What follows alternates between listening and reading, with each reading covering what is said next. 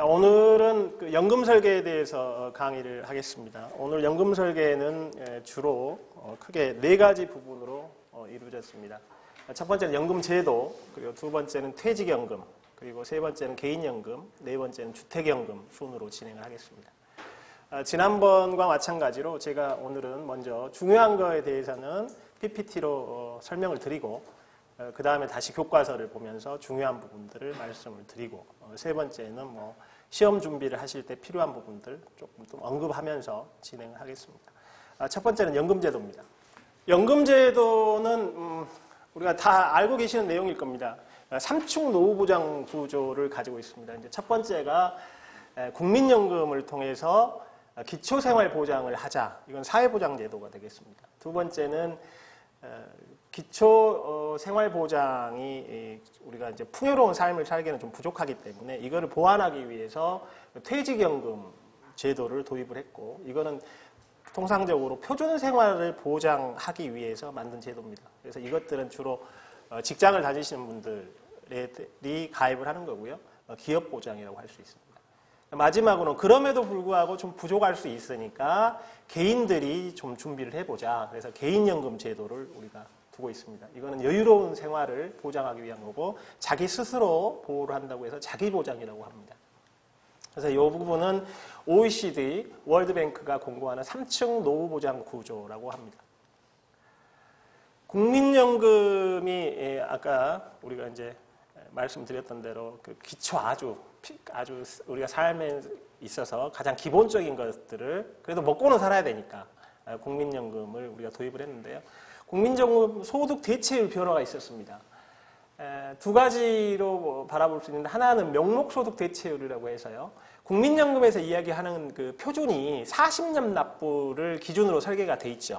그런데 실질적으로 우리가 직장생활 하는 것들이 평균 보니까 한 24년 정도 납부를 하더라.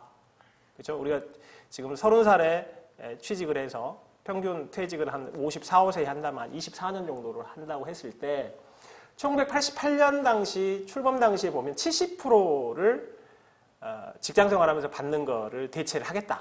이런 목표를 가지고 시작했는데 98년도에는 1차 계획을 하면서 60%를 목표로 했습니다.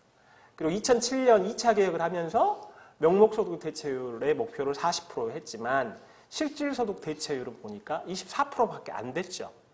그럼에도 불구하고 또 계속해서 국민연금 재원 고갈이라는 얘기가 나와서 2015년 3차 개혁이 지금 계속해서 작년 공무원연금과 같이 해서 논의가 되면서 다시 정치권에서 50%를 명목소득으로 해보자.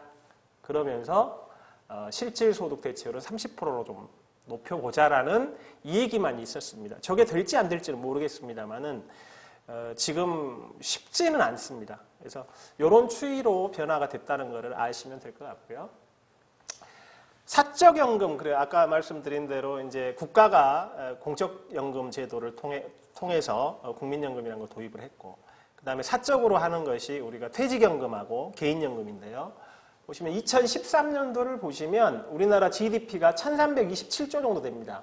거기에서 가계금융자산은 2764조 정도 되고요. 퇴직연금과 관련해 가지고는 78조 정도 되는 것 같습니다.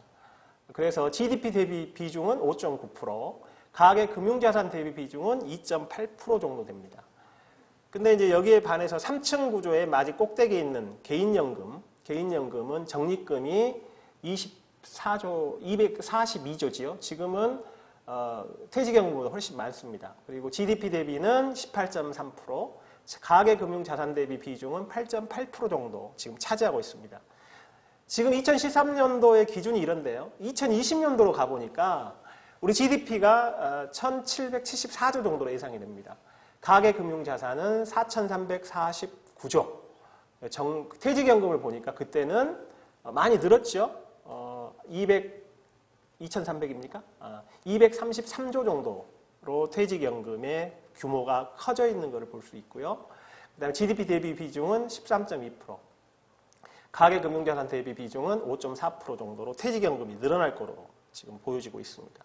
개인연금 또한 늘었지만 한 447조 정도 되죠. 그리고 GDP 대비는 25%, 그다음에 가계 금융자산 대비는 10.3% 정도로 늘게 돼 있습니다. 그만큼